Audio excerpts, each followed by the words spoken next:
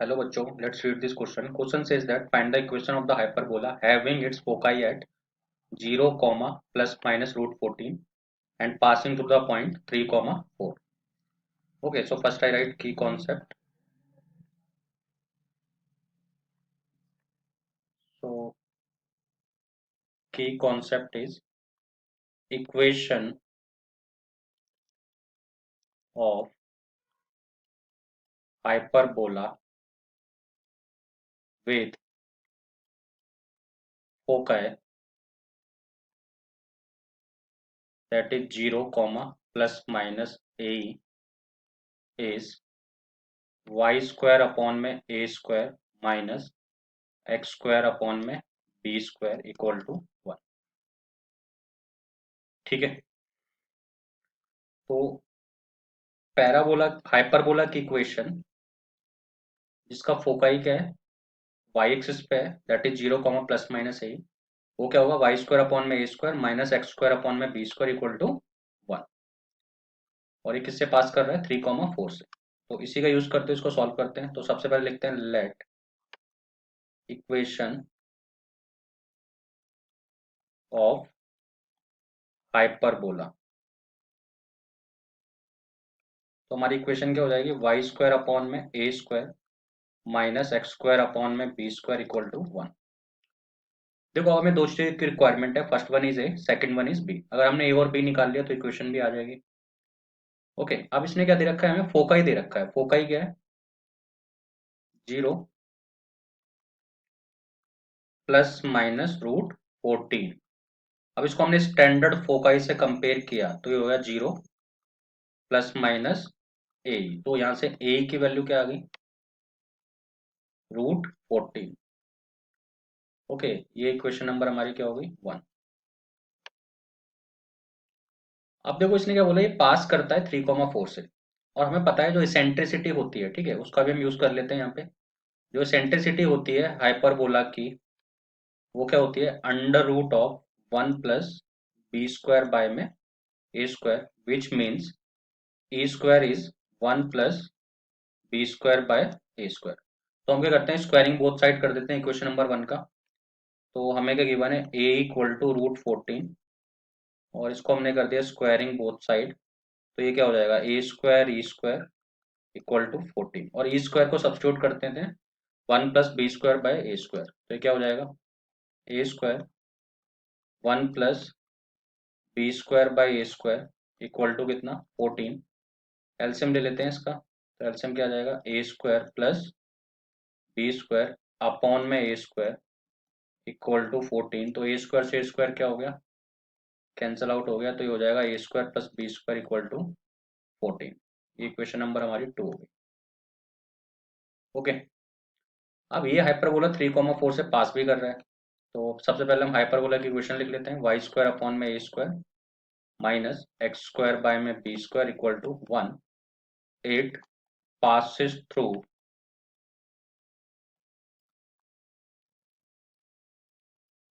3, 4।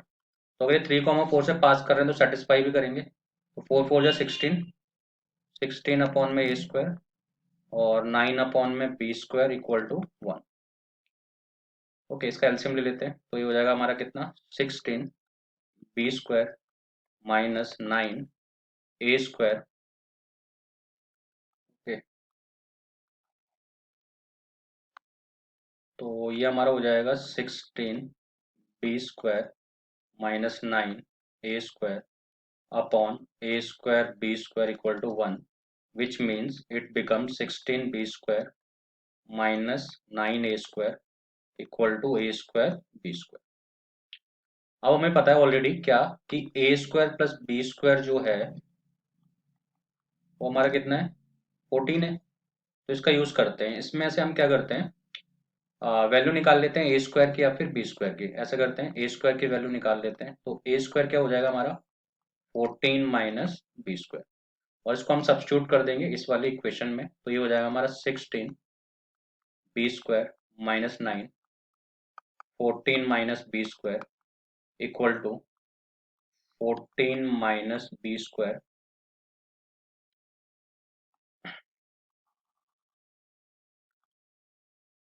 14 minus B square into B square.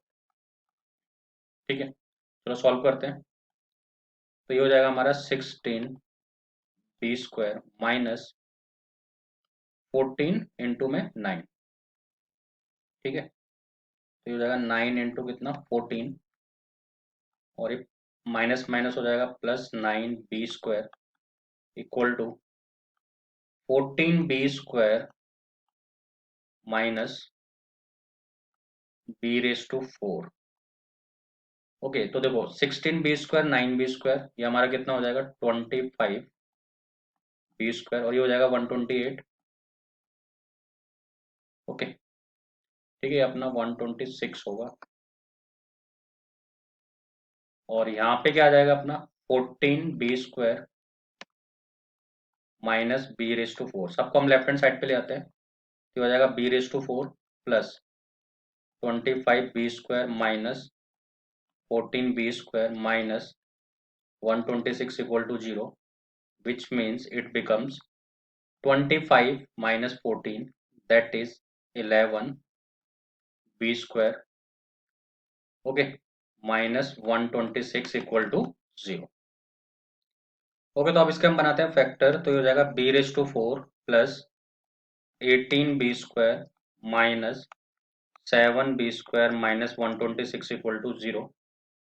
तो यहाँ से मैंने बी स्क्वायर ले लिया कॉमन, तो ये क्या आ जाएगा बी स्क्वायर प्लस 18 माइनस, यहाँ से माइनस 7 कॉमन ले लिया, ये आ जाएगा B square plus 18 equal to 0। तो हो जाएगा बी स्क्वायर माइनस 7 और B square plus 18 equal to 0। तो या तो फर्स्ट टर्म 0 होगा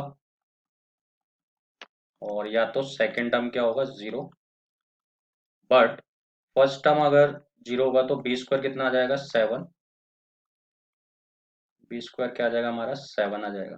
ओके, बी स्क्वायर की हमें रिक्वायरमेंट है, और यहाँ से बी स्क्वायर क्या आएगा -18 आएगा, which is not possible because B क्या एक लेंथ है, तो वो नेगेटिव नहीं हो सकता, मतलब एक रियल नंबर है उसका स्क्वायर नेगेटिव नहीं हो सकता है। तो बी स्क्वायर की वैल्यू क्या हुई 7। अब हमें पता है ए स्क्वायर प्लस बी स्क्वायर कितना है, वो हमारा है 14। तो अगर यहाँ पे मैं बी स्क्वायर 7 डाल दूँ तो अपना यहाँ से ए स्क्वायर आ जाएगा। ओके, तो यहाँ पे मैं क्या करता हूँ बी स्क्वायर की जगह 7 डाल देता हूँ, तो ये अपना आ जाएगा A square plus 7 equal to 14। तो यहाँ से जो ए स्क्वायर आ जाएगा वो आ जाएगा 14 माइनस 7। ठीक है, दैट इज 7। तो ए स्क्वायर की वैल्यू भी क्या आ गई 7।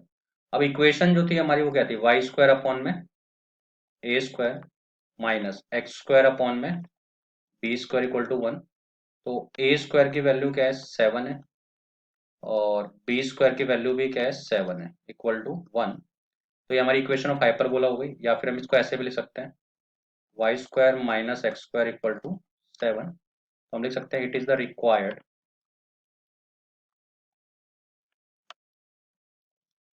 Equation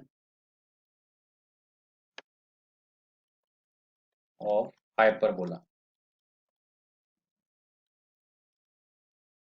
Okay, so I hope you understood the question well. Best of luck.